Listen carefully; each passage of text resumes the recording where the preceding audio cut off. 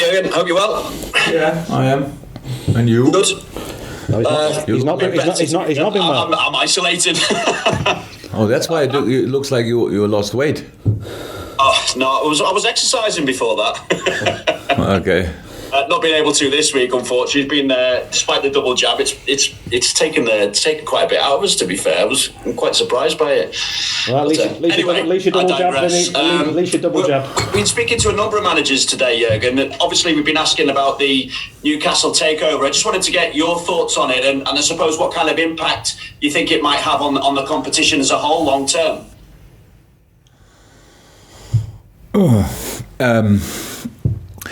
Yeah, I actually was waiting for some official statements about it, like from Richard Masters or somebody else. So, because we all know there are obviously concerns about human rights issues.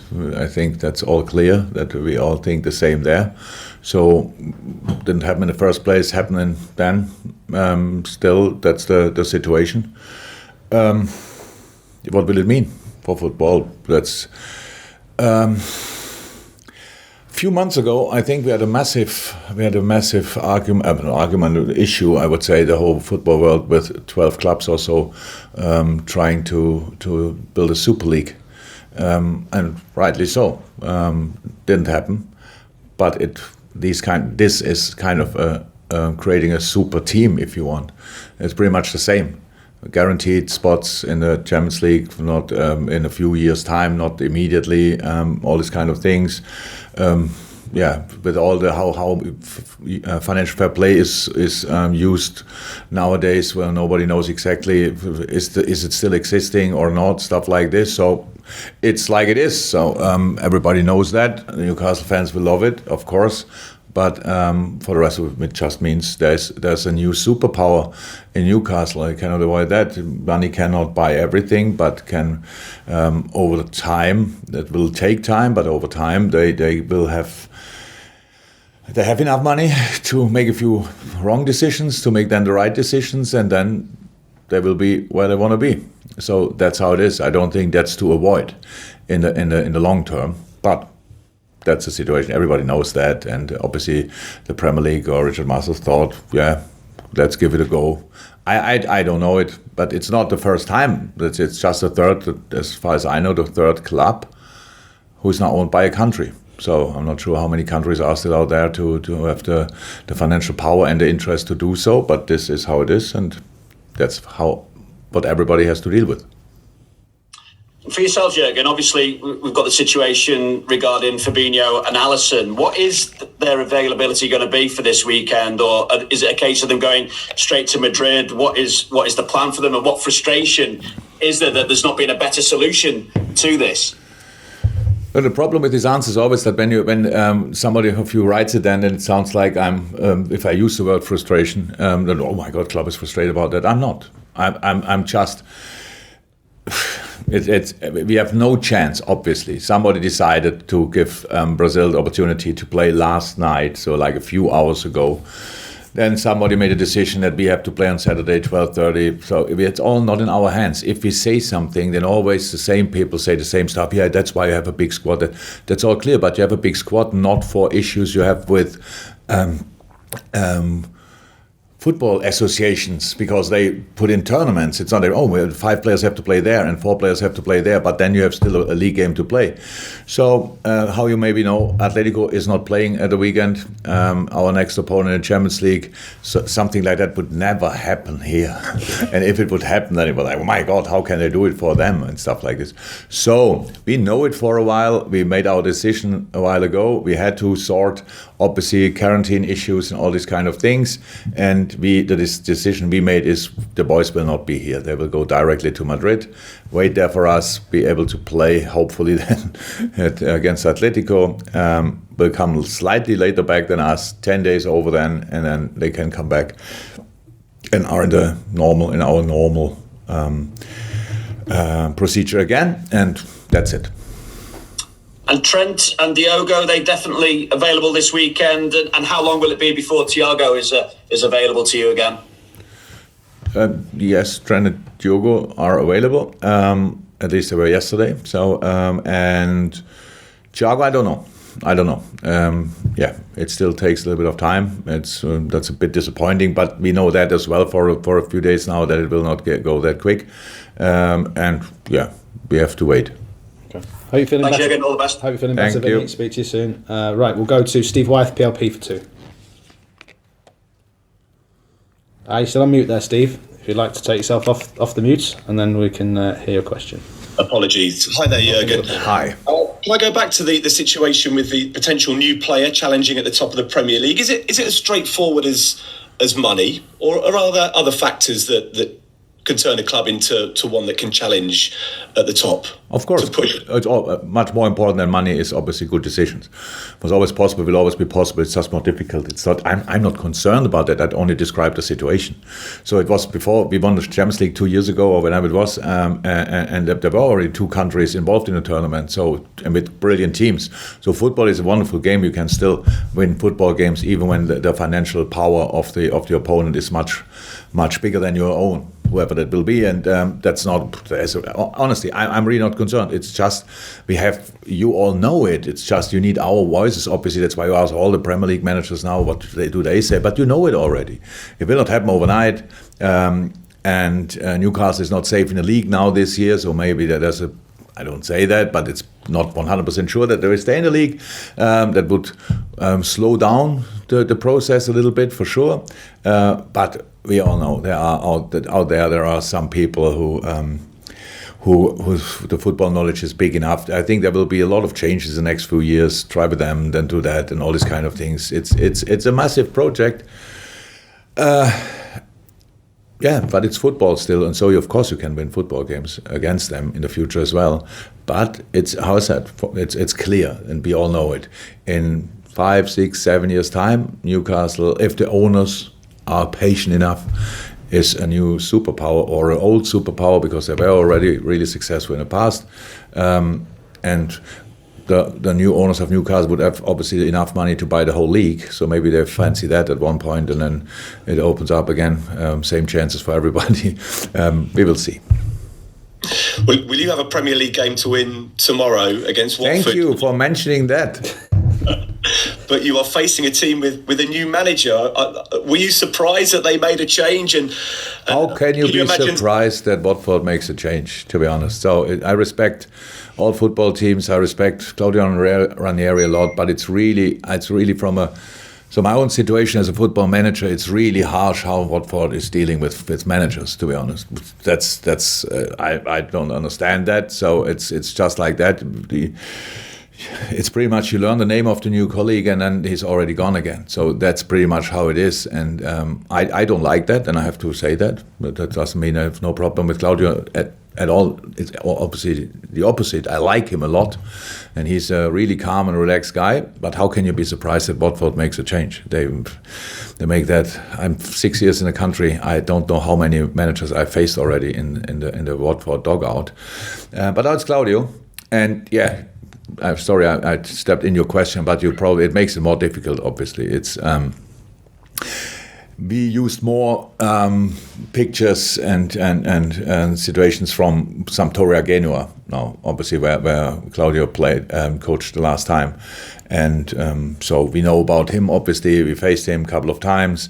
I know him for a long time, and so we have to be flexible, let me say like this, but when we prepare an opponent, we always start with focusing really on us, and this time we have to do that even more so because we don't know a lot about the opponent, and we have to play our game, and there will be no excuses in the end. We will try to play a really good football game, and if we play really good, then we are difficult to play whoever is in the dugout, whoever is on the pitch from the other side. That's how it is, and that's what we try to do.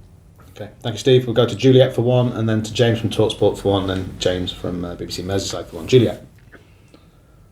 And Jurgen, just keeping on with Claudio Ranieri, he spoke this week about how his brain is forever young, and the fact that he loves being in football management, and he's going to be obviously the eldest Premier League manager, I think, again now after Roy Hodgson has gone, and he said that he can keep managing till he's 80. I know that you say you never, you don't see yourself, managing as far down the line as they do at that age. But the fact that he says his brain is forever young, is your brain forever young? I hope so. First and foremost, congratulations to Claudio that he's now 69, and I see myself here on the screen. He looks younger than me, so obviously he has quite a good genetic basis. And on the other side, that's all a decision. It's a personal decision, just how you do it. When you are lucky enough that you can make the decision, he had obviously, I don't know exactly, but more than 15 clubs, probably. Does anybody know the exact number? So definitely more clubs than I can ever have, because I'm now already 54. I'm not sure I can catch up in the next 15 years with him. And that's the situation. So yes, I hope very much so that I'm with 79, 89 still in the same shape, like at least like Claudio is now, or as I'm now. But we all don't know that, and so we have to use the time in our hands in the moment and not think too much about what will happen in 15 years' time. Fantastic. James from TalkSport for one. See if you can answer the Claudio Ranieri question for us, James. I think it's something like 21 clubs in 35 years. Oh, so I think a lot of catching up to do. Yeah, that's what I said. Jurgen, I wanted to ask you about the fact that you spent most of your analysis looking at Claudio at Sampdoria rather than necessarily Watford this season. What have you learned from that analysis, and how much impact do you think he'll have been able to have in the 10 or so days he's had at Watford? Look, when you look at the last game against Leeds, when they lost, obviously Watford had a good idea about the game. So we all know Leeds playing man marking, and Watford tried to build up with football, having a wide formation, stuff like this. That's good. That's actually what you have to do. The only problem is when you lose the ball, then the opponent has more space for a counter-attack, stuff like this. That's what Leeds used, and that's why they won. And I heard, of course, not everything what Claudio said last week, I guess, but some pieces, and he said we have to close the spaces, we have to be more compact, that's how it is, and we have to use the speed we have in our squad. So do we know exactly which system they play? No, Sampdoria 4-4-2 probably. Watford started in a 4-3-3 in the season, but then 4-2-3-1, stuff like this. So we don't know that exactly, but yeah, when you come, it's 6 years ago that I came new in the club during the season, but what I tried to do is giving some stability. So that's, of course, you have to you don't start with telling the players which about 20 different patterns offensively. You want to make them compact and defending well, and that's always the basis for winning a football game, and that's what we expect, obviously. And that's what we have to deal with. And in the end, if it's completely different, we have to deal with that. I don't have the crystal ball, and cannot say what they do, definitely. So we have to guess a little bit, but with the things we know, we think we will be close at least to what will happen, and that's what we try to use. Fantastic. Thank you, James. We go to James Mountford from BBC, and then Carl. Apologies to the other hands up in the open section. We do have an embargo section, so I can't take every hand that's up. But James, followed by Carl. Thanks, Matt. I make it 21 clubs, by the way. So did James. So there you go. Yes. I beg to be corrected. You're affirming his information, so lovely. That's two sources. We're good to go. Yeah, again, I just wondered if I could ask you about some personnel in defence, please. Joe Gomez, clearly he's come back from a serious injury last season, but how is he progressing, and what does he need to do to get into the starting 11 more consistently? Nothing special. He's in a top shape. He's really good. I know that Gareth from time to time reacts on the things that if a player's not playing regularly in the club, then he's not playing for the national team. Obviously, there's a special rule for Mr. Stones. But Joe didn't get call-up. Stuff like this would have helped him to have some games. I really think he's an absolute exceptional centre-half, but very good for us in the moment. We have 5 exceptional centre-halves, and Nate Phillips is not making the squad most of the time because of the numbers we can only involve, but he trains exceptional as well. Ibu and Joe do that as well. So Joey has nothing to do differently. It's just to continue working, and then Ty will everything will be fine 100%. We need the boys over the year. It's still early in the season, stuff like this. You need to get settled. You need to find rhythm. All these kind of things. Changing then every week makes not too much sense. It was always clear. Last year taught us, obviously, we need at least 4 center halves. But when they're then all healthy, then we get these questions. When we have only 3 and 2 of them are not healthy, then we have other questions. So that's how you build a squad, especially when you had the situation we had last year. So that's now not every week perfectly comfortable for the players, but it's a situation and deal really well with it. The boys know time will come for them, and the quality they have is outstanding. And so it's, for me, in the moment, a very, very good situation. Okay. Thank you. Just before I go to Carl Markham, if I could have hands up from the dailies again. I won't be able to take all of you, but I'll take the first 3 or 4 who shoved their hand up. But Carl, to conclude the open section of the press conference. Hi, Jurgen. Can I just clarify the quarantine situation with, you say Fab and Alisson are going to Spain, but then you're saying they're coming back slightly later. What's the rationale for that? You mean they're coming back slightly later after you're coming They back? They have to. It's because they went Thursday. to Colombia, wasn't it? I think. Because the last game they played in a redlist country was Colombia. Don't ask me now exactly which day, but next Thursday or Wednesday to Thursday at midnight, or 1 past midnight, then it's 10 days, and from that moment on they can come back. These are the rules in the moment. We cannot change that. And the thing is that if they would have, obviously they could have flown in to England with all the quarantine stuff. Then following up with that, that would have meant that they have to isolate from their families and stuff like this. And Ali has 3 kids. That's not a real, being already 12 days away with the national teams, then again 10 days in isolation, then 2 weeks here, the same rubbish again. So we need solutions for that, and they are still not there. It's for us, how I said, I know always when we mention these kind of things, then you all go for it and say, yeah, but why shall they be treated differently? Tell me now, people who get every 2 weeks for 3 weeks away from the family. It makes all no sense, but it's not in our hands. We get the information, try to find a solution, and take the solution. I don't think it happened a lot of times before that players are not available for federation reasons, because the federations, which is, by the way, the federation of the countries, but then go down to the clubs and stuff like this, it's like, okay, we ask only for a few hours. That would have made it a little bit more likely that they could have played, because bringing them for 12:30 is no chance to play. There's no chance for them. But if we would have played, for example, 7 o'clock or whatever, or then we would have probably tried it. And so it makes no sense. But neither Watford nor the Premier League was open to that thing, because obviously that's their understanding of fair competition. But it's how it is. As I said, we know it already for a while, and we dealt with it. And I explain it now to you, but it's not. We didn't make the decision yesterday. We made it a bit earlier, so we knew about it. And now we know how to deal with the situation. By the way, when we talk about federation, Curtis Jones came back injured from the U21s. So great, yeah. So that's not okay as well. But it's really difficult to get proper in contact with the English federation, because they just do what they want. Didn't train. Was not involved in the first game. They didn't do a scan or whatever. Then he played a few minutes in the second game. What was the opponent? Second U21 games? Andorra, great. Very important that he played there. Came back, slight injury, not available for tomorrow. So these are the situations we have to deal with. And that's why we have this massive squads and can just use players like machines. So you are not available, and we take you and stuff like this. I said it before, but when the federations don't start helping us, and I mean with them, all of them, whoever it is, the Premier League, the FA, they have to think about the game again, and not only about their own interests. And that's how it is in the moment. But we can talk about that. I'm 6 years here, and probably 7 years I talk about it, and it's always you think, oh, why did we talk about it? Oh, it makes no sense. So because nobody obviously is listening, and that's it.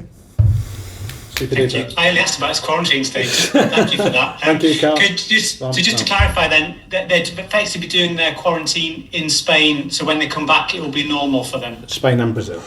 Exactly. They had played the last game in Brazil, so they were. I don't fix me now on expected, but let me say they had already 4 days there, not in a red list country. That's what counts, and then another 6 days in a not red list country. So then they can come back and start immediately with us. So even when they go from bubble to bubble to bubble, it's still 10 days, and that's fine. That's for us the solution now, and yeah, that's it.